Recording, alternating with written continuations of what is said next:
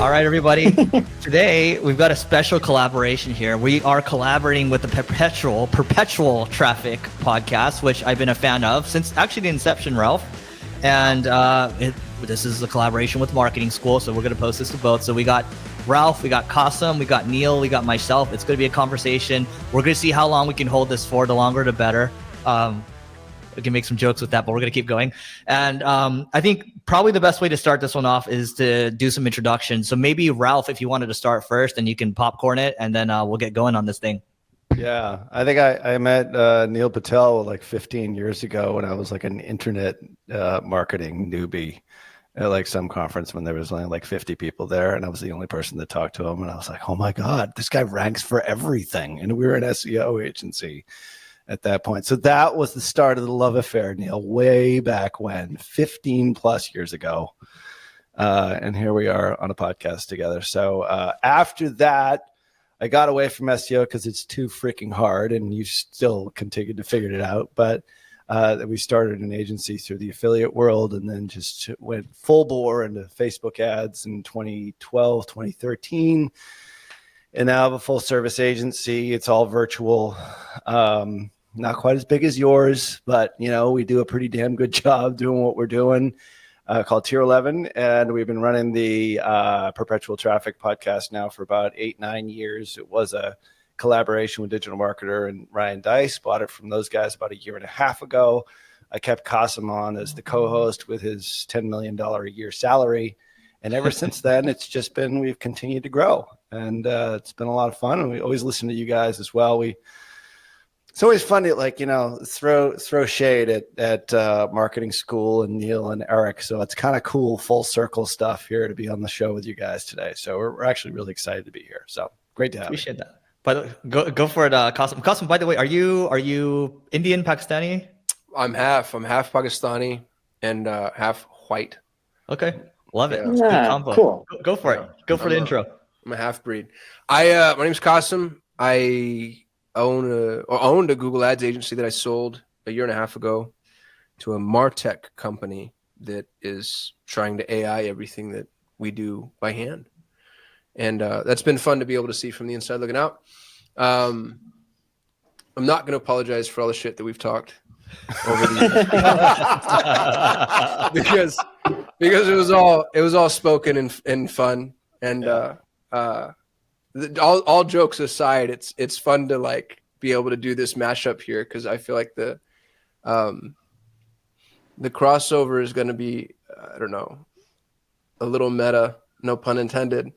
And Marketing School always outranks us for everything. So at least now I know that we're going to get the blip that we need. My favorite joke that's recurring, and Neil, I don't know if you've heard this, but the recurring joke that me and Ralph have is that Neil Patel sold his soul for Google rankings. He did. Yeah, I figured that as much. It's not a joke. I just needed the verification.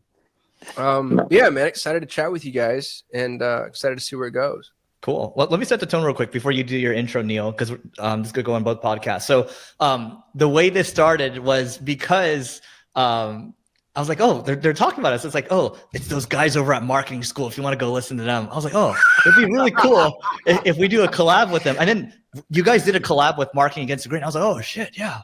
So we did one with Marketing Against the Grain. I'm like, oh, we should do one with Perpetual Traffic too. So this is how it all came about. Neil and I everything's in good fun. We make fun of each other all the time. So this is cool. We do. We actually make fun of each other a lot. My name is Neil Patel. I've been doing Marketing School podcast with Eric for 7 years, have an ad agency, NP Digital, where we do all the types of marketing, performance, paid, SEO, email, etc. And this is going to be fun. I look forward to chatting with you guys and just shooting the shit for 90 minutes. Cool. On my end, I'll be brief. So Eric Sue, have an ad agency called Single Grain, been doing Marketing School for almost 8 years now. And I have another pod called Leveling Up. And I hope this is the beginning of many collabs to come. I think we can do a lot more. Maybe we'll do them in person in the future if these go really well. And let's just jump into it. It's going to be a nice conversation. And there's a lot going on. I think this is a good place to start. And you guys can feel free to chime in when you guys have any thoughts, and we'll just jump around here. So I believe Kasim, Ralph, and myself, let's just start with Ralph and Kasim really quick. Where do you guys think agencies are going And where do you think all those percentage of spend management fees are going? It's dude. We just had this conversation this morning with Perry Marshall. We had Perry Marshall on Perpetual Traffic.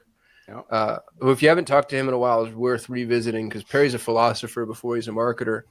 And Perry's analogy was digital marketing agencies today are travel agencies just before the internet. And he goes, travel agencies died, but travel exploded, right? Like people travel now more than ever. And I wanted to fight him on that, but I don't think he's wrong. That doesn't mean that agencies won't exist, but I think the media buy agency specifically that I am, Ralph really isn't this quite as much, and I don't think you guys are this. So I'm allowed to say it because I'm the one that's, I'm on the center of the planet that the media is hitting. I think the media buy specifically is over. I think if you're not doing post-click data analysis, first-party data, like if you're not doing something value-producing that has more story to it than just arbitrage, how could you survive an AI-driven machine learning world? You know what I mean? You can't. And what's really sad is it's not new. Google rolled out smart shopping before Performance Max. And I remember our smart shopping campaigns, we'd have clients that would have 6, 7, 8 months without change in the change history. And we'd be coming to the client saying like, hey, we were doing feed optimizations, we're doing some creative, but we're not optimizing these campaigns. And the clients were like, that's okay. They paid us to watch it. But how long could that be true too? So and I'm not trying to play Chicken Little, and I don't think I am. I think that, we have enough context now to be able to say this. If you're not willing as an agency, if you're an agency owner and you're listening to this, if you're not willing to expand and broaden your horizon, I do think that you're living in a world of forced obsolescence. And there's a ton of meat on the bone, but it requires depth, not breadth. Everybody wanted to go for breadth because that's where the scale is. Well, to the point that you just made, Eric, about the percentage of spend, that's where I made all my money, all of it.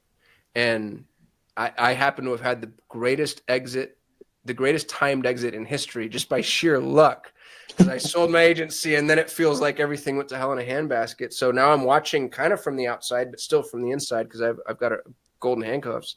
I've got a 2-year earnout. We've lost more clients in the last 4 months than we have in 2 years combined. And I'm hearing that from all my media buy agency friends. I've got a gentleman I do coaching with. He has a smaller agency, but super high end, really brilliant. He lost 67% of his clients in Q4 of last year. Wow. And it's a combination of factors, but I think one of the most important is people can't just have a media buyer. They effectively need like a CMO or a fractional CMO or an agency that's willing to dive deep. So I held the mic for too long there, but that's more or less my impression of what's happening. No, you're good. You guys know what it's like being the co-host of Perpetual Traffic. Long diatribes for Kasim. Well, Ralph, I just want to ask Neil, why he wrote the blog post, Premier Growth Marketing Agencies Worth Hiring, and did not put Eric's agency on there. That's dude. Wow. I can't believe that. It's so and guess who number one is? NP Digital. Who would have thought? I don't know who wrote that, but whoever wrote that must be amazing. That's messed up, man. Must be amazing. Why is Tier 11 and Solutions 8 not in there too? I know. No mention whatsoever. I'm so offended. I think it actually speaks to the point that I think there's just too many damn agencies. I mean, I read these, we pay money for these reports that talk about specifically how big the world is right now when it comes to global agencies. And I believe at last count, there's 42,100 agencies in the US alone. Now, I also saw another statistic that said that there's 37,456. So that happened within 6 months.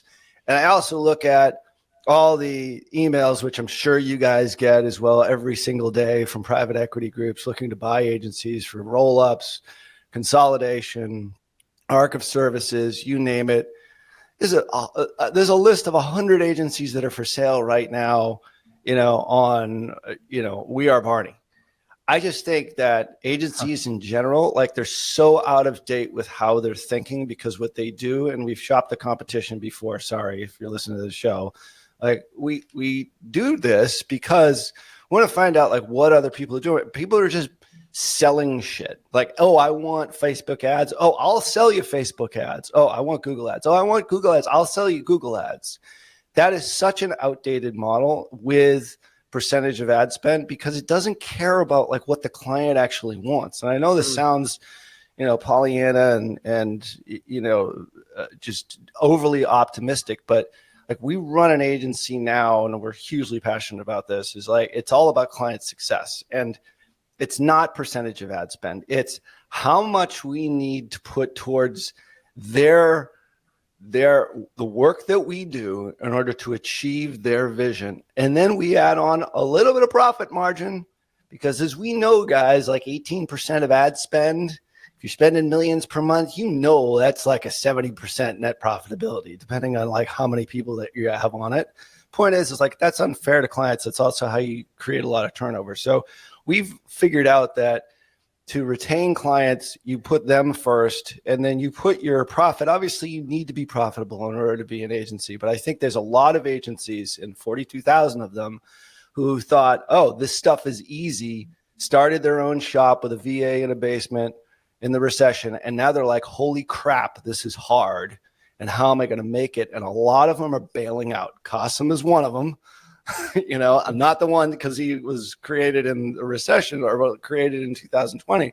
Point is that I think there's too much that's out there right now. And I think they're focused more on themselves as opposed to the real success of the client. And unless that changes, we're going to see more and more consolidation, more agencies, going out of business. It's just going to be the way that it is. Speaking of which, Ralph, I don't know if you're buying agencies right now, but Neil's just FYI, everyone, Neil's 100%. In the market right now. He's looking to buy. So it looks like Ralph is too, right? And I'm looking at opportunities too, right? So just FYI for everyone. Go ahead, Neil. What are your thoughts on this? Yeah, so I think the model of percentage of media can still work. It depends how it's done. I think if someone's spending $10 million a month in media, call it 120 million a year, you can't charge 18%, you can't charge 10%, you can't even charge 5%, right? But when I say percentage of media model can still work, you're not really charging to manage the media. You're charging to manage the media, build the creatives, optimize the landing pages, create the email sequences. You're analyzing data. You're figuring out how to, upsell and continually increase LTV. You're pretty much doing a lot, and you better be good at it to actually charge the rates. And I don't really look at it as a percentage of media or a fixed rate. I look at it as what's your cost and what's your margin. Most agencies that I've seen typically operate between 10 and 20% margins. And if you're doing that, then it's fine. If you're charging a percentage of media and you're inking out 70%, that's not going to last. People are not getting the value for it, and you're doing a disservice as an agency owner. But if you're providing a better ROI and your profit margin is somewhere between 10 and 20%, I don't think there's anything wrong with that. But it can't just be you're making 10 to 20% by clicking a few buttons and letting the AI do its thing. You need to have the strategy. You need to figure out ways to actually provide value that the customer couldn't figure out on their own. That's where I think agencies still have a future now and 10, 20 years from now, right? It's being creative, thinking outside the box, and solving hard problems, not clicking some buttons and letting some AI manage a lot of stuff. I get technology is going there, but people will always have problems. And the one thing I love telling people is, everyone talks about how technology is moving so fast, and everyone's like, the cloud's going to change the internet, which it did. But how many big multi-billion-dollar companies are still not on the cloud? There's a ton that still aren't on the cloud and haven't adapted. And I do think everything that's happened in the last few years, we've seen the reckoning of agencies. And what I mean by this is we've seen the We Are Barney stuff too. We've talked to a lot of those agencies. People are coming at us and being like, we're at 10 times, 15 times, 20 times profit. No, you're not. Companies like Berkshire Hathaway are buying companies for 7 times profit. And these are massive organizations making billions of dollars, right? It's just like, what makes an agency so special? Even when you look at multiples like 7 times profit, does your customer last 7 years? No. Well, why are you worth 7 years worth of profit when your customers don't even last that long, right? I do think there's a role for agencies. I do think they're worth something. I think the reality of what they're worth and the value has changed, especially with AI. I don't think the money is buying these agencies and automating it, because at the end of the day, Google and Facebook are going to automate as much as possible. And I think, the winner is going to be the platforms, not the people. It's just like people using Chat GPT to create AI content for others and be like, look at this AI content. I can just go to Chat GPT and do it for free. Why do I need to pay your company that's using someone else's software for this solution? But yeah, that's my thoughts on it. And I do still think there's a future. And I do think the value of agencies, assuming, as what Kasim said, going really deep is there. But I do also think the multiples are much more compressed. And I think what agencies are worth from a multiple of EBITDA is more realistic today than what it was a few years ago. I think it was just artificially inflated due to COVID. Here, let me ask you this then before I answer. So the 15 to 20x multiples, at a really high range, right, that we saw a couple of years ago, do you think that comes back? If so, when? No, I think all those people are underwater and they've just lost their money, lost Most a of it was chunk of PE their money. deals. Yep. Yep. I just don't see how an agency is worth 20 times. Yep. So look, I like on this topic, we can move on. I don't know if Ralph, Kasim, or Neil, you have anything from your side. Otherwise, I have a list over here. But I'll click on what Neil said just real quick. When Neil said the platforms win, when it comes to the automation, I think anybody who's trying to build automation that lives on top of the platform, it's an absurdity, because you have this literal $1 trillion business spending hundreds of billions of dollars building AI for their system, and you think you're going to build a bolt-on that's going to keep up with that? There's no way. I think that was one of the most poignant statements I heard all day. It's the platforms that'll win. Get out of the platform's way and then try to figure out where to provide value where they're not automating. I thought that was a really, really brilliant point. Don't suck up, Kasim. You said you were going to argue with Neil the entire time. I've talked about shit too. Now, here we are.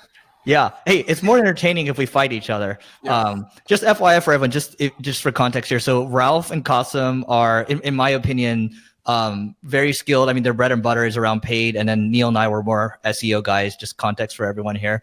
But here's how I see it. I tend to agree more with Ralph and Kasim on this. It's the old way of doing it, where you're just going to charge 15, 20% doing the same thing. That's going away, right? Because technology is very deflationary. It's going to eliminate a lot of these jobs. But going to Neil's point, it's like, okay, how are you going to add value? Let's be specific here. So when we think about doing SEO, you can't do SEO the same way anymore. How can you do programmatic SEO? How can you do AI assisted SEO, right? How can you do AI meetings booked, right? You can use all the APIs out there. You can build this stuff. And I've been talking to a lot of people like, dude, we'll pay you per meeting. Like I talked about on an episode how Intercom's charging $1 per solved ticket for you. Zapier already charges per zap. You can charge per meeting booked. You can charge for per page that you publish from a programmatic SEO standpoint.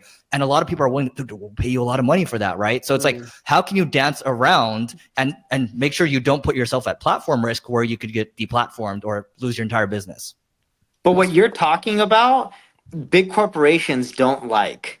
It doesn't fit in their playbook to pay you. I get they pay Google or cost per click, but it doesn't fit their model to pay you a cost per lead, a percentage of revenue, cost per page. When you're big and you're highly profitable, like some of these companies making 10 billion a year, they just want to fix costs and they want to know what they're in for because they have the cash. I totally agree with you on the SMB side.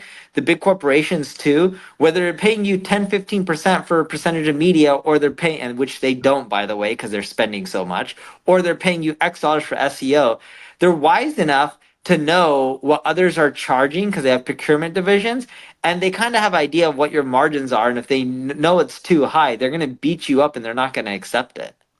Dude, do you know how much revenue Centerfield drives? I don't. Okay, so Centerfield, they're a pay for performance agency, right? They work with AT&T, Verizon, I believe, all the big telecoms companies. So they used to just gift wrap customers for these companies, and it was on a CPA basis, right? And it was cost per lead basis, and then they switched over to actually they bought a call center, and they're like, okay, we're going to just drive you, you telecom companies, we're just going to drive you new customers, right? So I believe they were doing about $800 million or so, could be more than that. But that is an example of it. Like those are few and far between, to Neil's point, but they do exist, right? So I think we'll see in the next decade or so. This stuff is just coming out right now, but yeah. Anybody have anything? Otherwise, I'm going to pick something. No, well, I like what you said about the opportunity being in participation.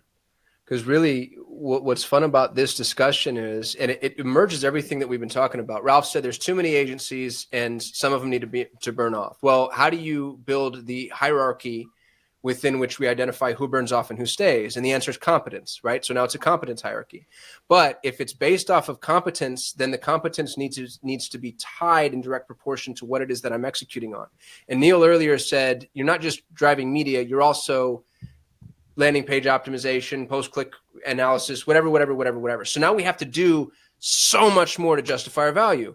Well, I'm not going to do that for a fee, but I'll do it for a bite, like a piece, a cut, a percentage, right? And so I think and this is a brand new thought, so help me work through this together. The agency that can really execute on this stuff would almost have to be a partner. They'd almost have to participate, because the amount of time, effort, energy I need to invest to learn your business, learn how to crack the code on this shit, but then hand you the keys to the kingdom and be usurpable, why would I do that? If I'm going to go all the way to helping you build an assembly line for customers, which is what an agency is being asked to do, I want equity, phantom equity, profit share, participation, ownership, right? Like, I'm not going to build all that shit for a monthly fee and then have you say, good job, kid. Thank you so much. I'm glad you cracked the code for me. Now piss off. That's for you, Neil. I believe agencies will do it for money, because it depends on the corporate size. But if you're working with a large account that's paying you $10 million a year, you're okay getting the fee because it's so large. If you get the $10 million for sure. But yeah, what customers are asking for versus, like, it's a problem of leverage. What they want and what it costs us to deliver that feels outweighed and outmoded now that we can't charge the way that we were charging.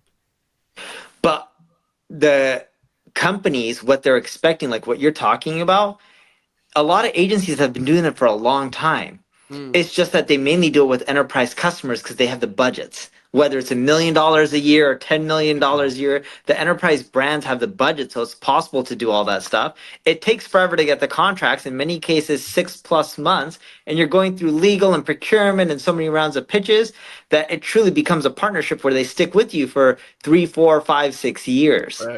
Right? It's hard to do what we're all saying here for SMBs. And I do think that's where you got to either get a cut, or there has to be something where they need to be well funded. But it's hard for SMBs to get all of that. And that's what they really need. And that's the challenge. Well, dude, I think we're saying the same thing. So here's to make it more tangible. If I'm an HVAC agency, I just need to learn what an HVAC customer is really worth in the LTV algorithm of a HVAC business. And now I know, hey, that HVAC customer is worth $1,500 LTV. And, now it's a factoring problem. How much of the LTV do I deserve? And, that kind of creates a competitive landscape too, but you end up needing to really know that business all the way inside out, upside down, left, right, and center.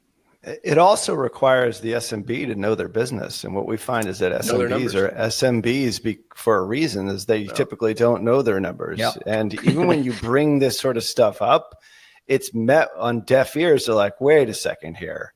I'd just rather pay you a fee, like a lower fee. The smaller I am, the higher potentially, the more profitable, the larger I am. I mean, we have tried to transition so many clients from a fee-based system over to a performance-based or over baseline or gross profitability, you name it.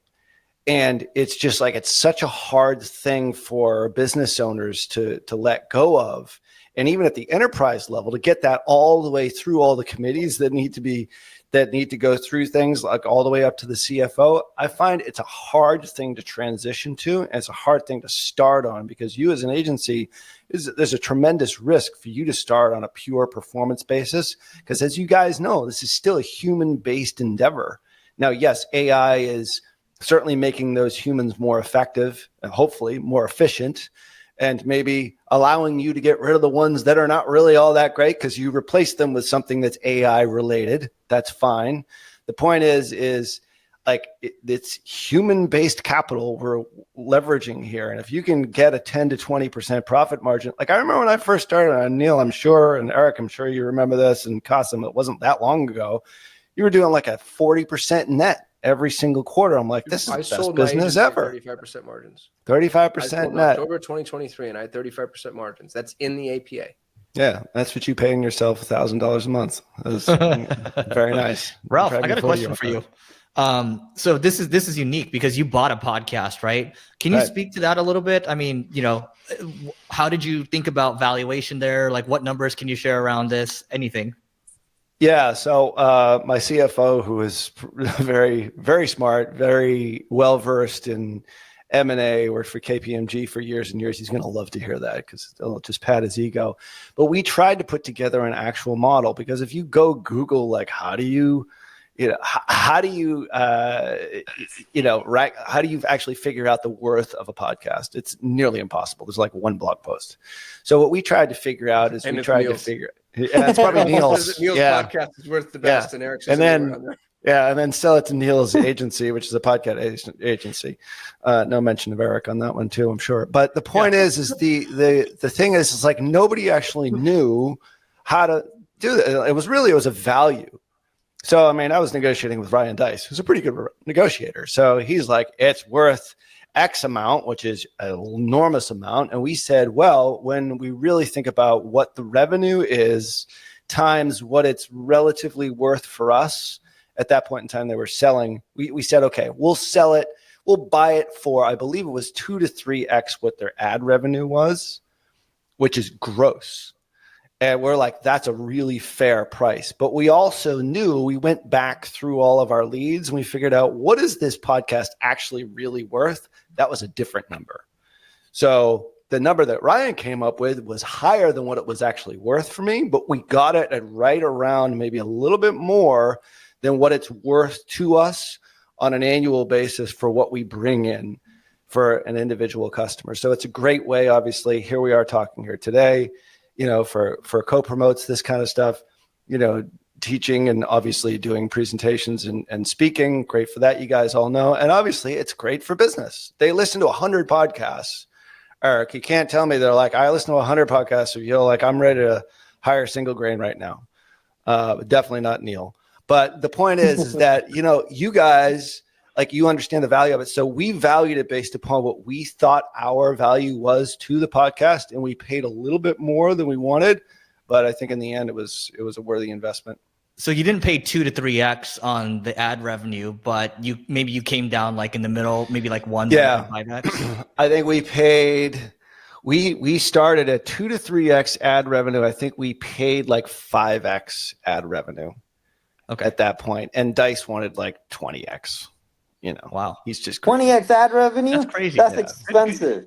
He's like, yeah, dude, I could get on there and sell 100 M3s like that if I was the host. I'm like, well, I don't know if you could, but the point was, how about you should have said you go on there and sell 100 M3s. Veteran.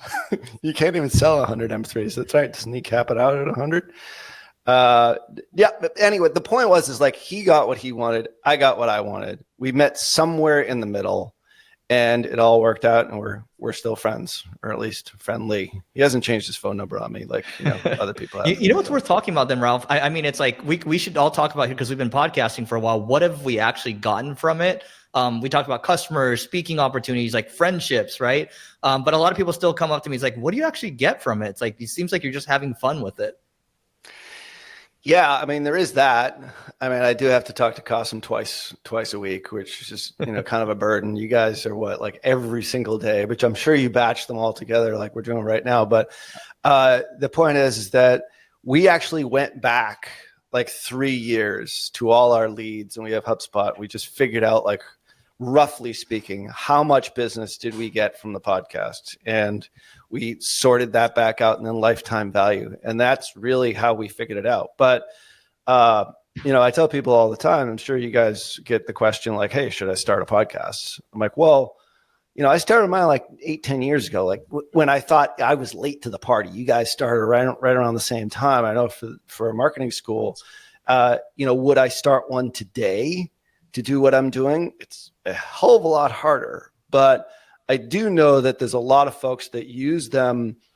We have a mutual friend, Kasim, myself, who's also in the private equity sort of M&A space, and he probably gets a couple thousand downloads a month, but he gets a couple thousand downloads a month. It's the exact right customer that makes him millions. So it depends on what the lifetime value of your customer is. For us, it's definitely worth it, and it was worth our time to negotiate with the digital marketer guys and get the podcast and own it ourselves. Cool. All right. Well, I can go down this list, or you guys can keep. If you guys have something, go ahead and ask. Well, so I've got a question for Eric and Neil, just out of curiosity. Y'all are among the most prolific content creators, I think, online. Right. And that's not unfair to say. Like, I can think of you, and then Agreed. maybe Dennis, you, and then I don't know who else. Hormozy. How say again? Hormozy. Oh yeah, and Hormozy. You know what's funny? Because Hormozy doesn't rank. Hormozy's social, but if you think organic, who else would you pit against these guys? Gary Vaynerchuk as well. Yeah. Not organic though. You're Not talking organic. SEO Yeah, he's organic. social too. Like, dude, I think you guys are the reigning kings. So here's why I'm asking. Here's where I'm coming, because it's a backhanded compliment. There's nowhere for you to go but down at this point, right? You're on the top. If you get usurped, and that's my question, because you're at the tippity top. If you get usurped, who usurps you and why? Where do you think your risk is in getting, overtaken? Dude, let's make this spicy, Kasim. Neil's already getting usurped. He's gotten called out on Twitter for everyone's like, thank God Neil Patel's losing his traffic, right? So you go first, Neil. I've read that. Yeah, post. so It's a good one. when we tend to get outserved, it tends to be by larger brands. It's not, Google admitted to the DOJ years ago that they don't actually understand documents. They fake it, right? You said that recently. I put that out in a tweet recently, but Google said that years ago. And the big misconception is if you have better content, you rank higher. That's not necessarily the case. If you look at it over the last few years, a lot of what's been shifting up in the rankings are bigger, larger brands, which is a hard thing to fake. You can build links, you can do a lot of things, but you have to build a good product and service.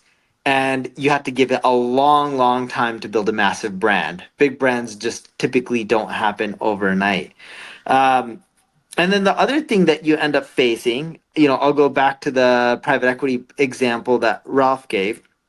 We used to be really heavy, prolific content creators for the purpose of SEO. SEO has done amazing for my business and my agency. It's caused us to be one of the fastest growing agencies. But there's a big misconception. Ranking on Google for terms like SEO or digital marketing produced little to no revenue for us, right? And that's what we used to optimize for. And then when we saw that, we stopped. And then people are like, oh my God, Neil's traffic is down. Well, my revenue's up.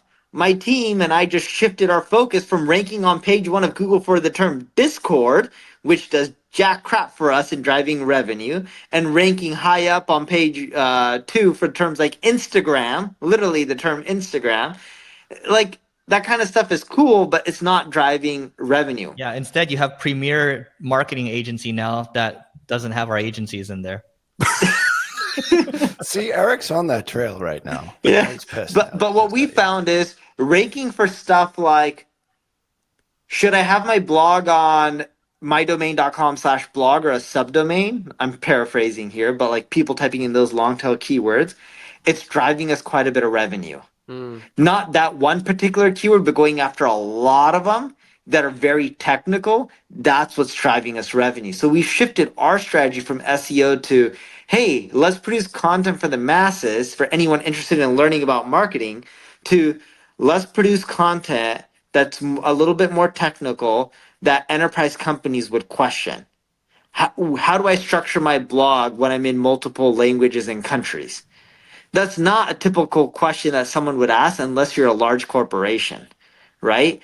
And what we found is creating content around that has increased our revenue, and we've seen it in our numbers. We're having a growth year this year over last year, right? Overall, our business has done well, even with the economy. If the economy wasn't this bad, we would have been probably still growing at 40 to 60% a year. But we found that the growth is coming from really unique content that's solving complex problems versus what is digital marketing. Yeah. Mhm. So this Yeah. is a question I know you've already answered at nauseum. Forgive me, because we are the paid guys. So this is the paid Yeah. guys asking the organic guys the novice question when it comes to AI. But AI is nothing but stolen clicks, right? AI, it's Chat GPT taking your content, it's search generative experience taking your content. Dude, Google's SGE, if you've played with it, is amazing. But It is. it's content that Neil or Eric wrote being delivered by an AI bot in context that really never exposes you to me. So how much of that do you think ends up siphoning off the high value traffic you would have gotten otherwise? I think a lot of those questions, the SGE type of stuff, if you're a big corporation and you're looking to hire someone, you're not going to take a SGE response and hire someone on $1 million contract. You're going to dig deeper and talk to someone on the phone, But do right? you get to that person on the phone through the SGE search, or is the iterative process by which you identify that consultant, does it go a different route, or do you think it still goes to them searching for the citation? I think it goes from them searching, they may see the SGE response, and they're like, who's this by? Let me just go talk to the company. Okay. Yeah, and by the way, we've talked about this a little bit, where we were just saying, hey, like at the end of the day, Google has that publisher relationship, like that's still going to be there. There's like this tense relationship right now, right? They still need to give some like bread to the publishers themselves. So I think the citations will be probably clear, and they'll say, hey, like we got this from over here. You should click on this website. But I think, Kasim, your question is more around like, what are people going to do about the stolen clicks? That's the real question, right? Well, actually, Why let's would I just create back up. content if the AI is just going to steal my content and then provide answers based? And I know they're trying to play the citation game, but even the way the citations are provided inside of SGE, it's here are my answers and here are the 5 sites I stole this from. Yep. And what's interesting about that is it's usually like one of you guys, and you provided 80% of the answers, and then 4 Yahoos that just lucked out and got put in the bundle with you. And so now the 4 Yahoos look like they provided way more value than they did, and the majority of the value came from you.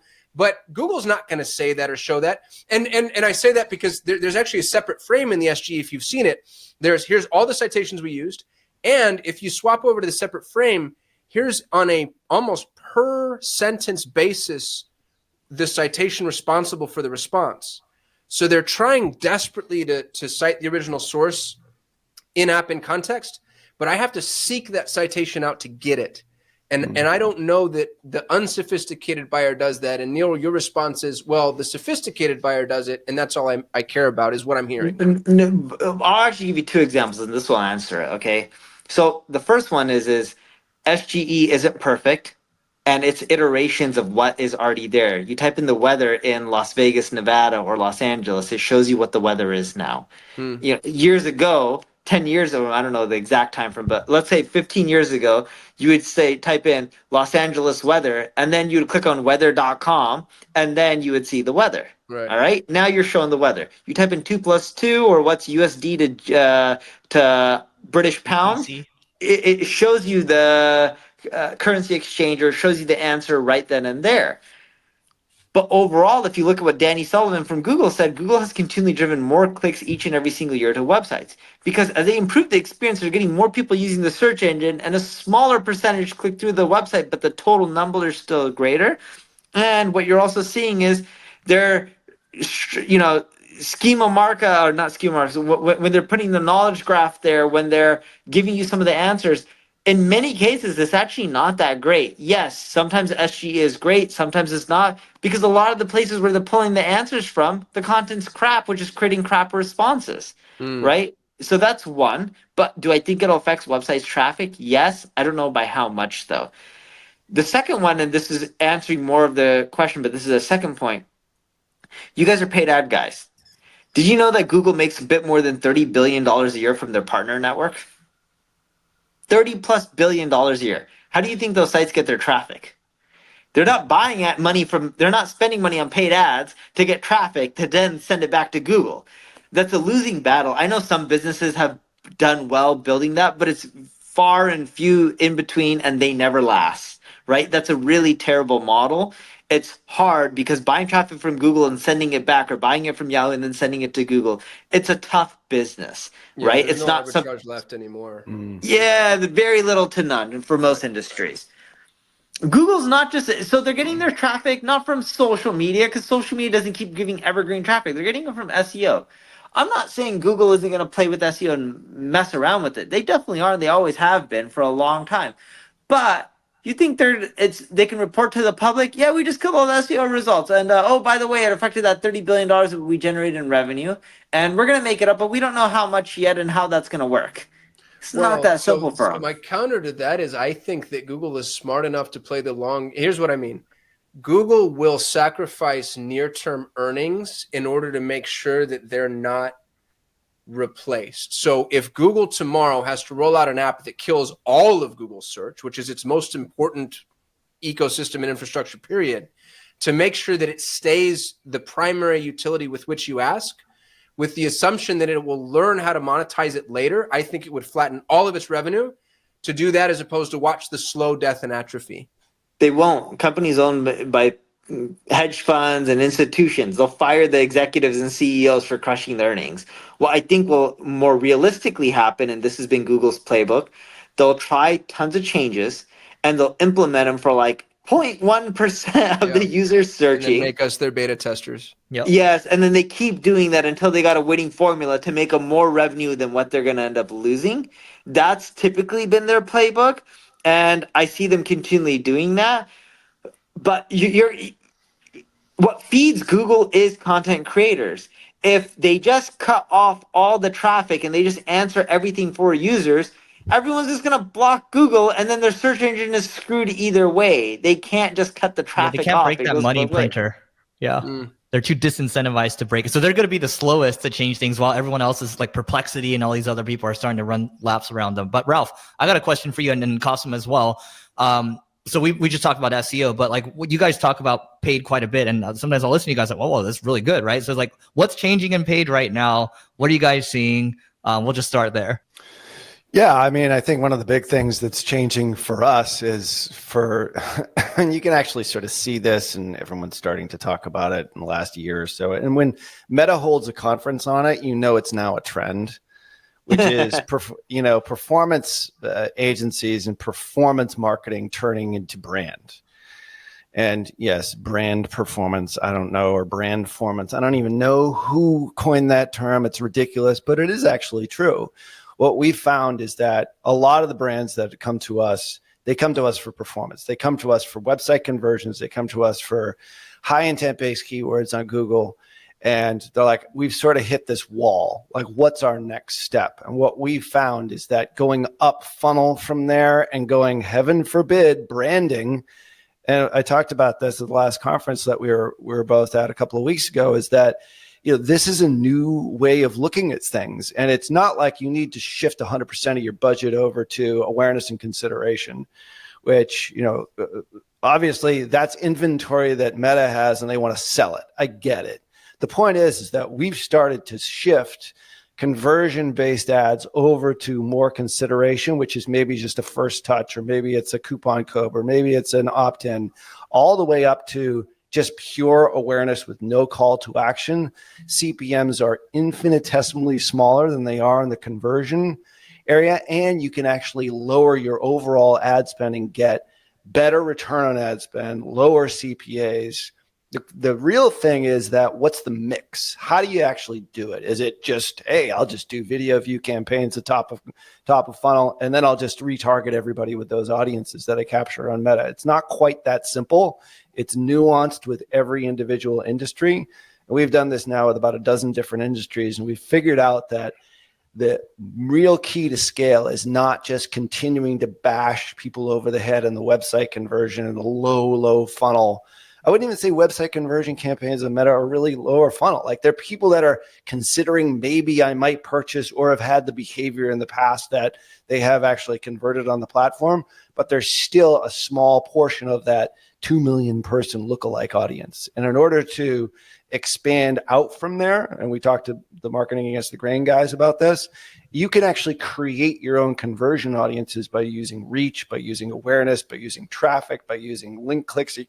By using video view, you can create your own brand and your own conversion audiences. And that's the real game changer that we've seen just recently. It's totally counterintuitive and it's not very popular, but hey, Meta at least understands that there's inventory, kind of like with Performance Max. Performance Max came out, they're like, what are we going to do to monetize the display network? It's kind of like Meta right now. Everybody's going after website conversions. What can we do to monetize and get more of these performance marketers, especially these high volume agencies, to start using these other campaign objectives? And they've slowly but surely sort of integrated it in, dropped a couple of really good articles that say, hey, this is the way, this is how big brands grow. And we've started to implement it on our mid-sized clients, and we're seeing results, which is really the big trend, but it's not a popular trend. I got to follow up for you on that one. So let's say before you had $100 to spend, what percent was going towards retargeting? What percent was going towards awareness? And what does that look like now? Simple. Well, actually, what's a dollar amount for a mid-sized brand, right? Like, what's a revenue example and a dollar spend example, so we actually can get a real life scenario? I would say a mid-sized brand for us is probably 8 figures plus, high 7 figures, somewhere in the 100 million, 200 million range, not quite enterprise level. So it's a wide range, but like they have a director of marketing, they have a VP of marketing, they have somebody who's sort of in charge of an actual department. And we found that that's really the folks that are open to this idea, as opposed to the SMBs, which we were talking about before. They're like, no, I ain't doing that. Unless they're super, super local. And that's all you can do is just blast the area. You've got a real estate agent or a lawyer who has a 10-mile radius for people that he pulls in. So that's sort of the range. So it depends. I mean, like we've got clients in the personal injury law space that, the signed case amount is anywhere from 500 to 5,000. Whereas in the e-com space, we might be talking about like an average order value of anywhere between 50 to 200. I would say in those ranges is where we're really seeing, that's a very wide range, but that's where we're seeing this type of strategy work extremely well. It's not for the smaller businesses and it's not for the local businesses, at least what I've seen. But we don't really deal with them as much. And enterprise, we tend to stay away from enterprise a bit just because there's just so much bureaucracy there. But I would imagine they're already doing it. Like they're already big brands because they've done it. Yep. That's the whole point. It's like big brands are big for a reason. Small brands are small for a reason, right? So they think small. Big brands have figured out a way to do this. And if you are a mid-sized $10 million to a couple $100 million brand and you want to get to more than that, hundreds of millions, billions of dollars, you got to start thinking like a big brand. And that sometimes is a real sales job for our client success owners. And some buy into it and some don't. And the ones that don't, we sort of secretly, start to put a little bit of ad spend, in their $100,000 a month budgets or whatever it happens to be. They're like, wow, why are CPAs all of a sudden dropping? Why is my CPMs, they used to be $30 or $40. Now they're $20. It's because we're making this shift and we're blending the things together to ultimately create conversions and lifelong customers. All right. Thank you so much for listening here today. Let us know what you think about these cross promotes between other marketing podcasts. Like, we don't feel there is competition in this space. There's enough for everyone. But I think also you as a listener here, it's great to get different opinions on the same types of subjects that we cover here on Perpetual Traffic almost every single week, especially with super smart marketers. We've done it with Marketing Against the Grain, HubSpot's podcast, and now with these guys at Marketing School. So let us know what you think. We will continue to do these if you're getting value from them. So make sure that you do subscribe and leave a rating wherever you're listening. And of course, all resources are going to be mentioned in the show notes at perpetualtraffic.com. So on behalf of my awesome co-host, Kasim Aslam, until next week's show, part 2 of our collaboration with Marketing School, see ya.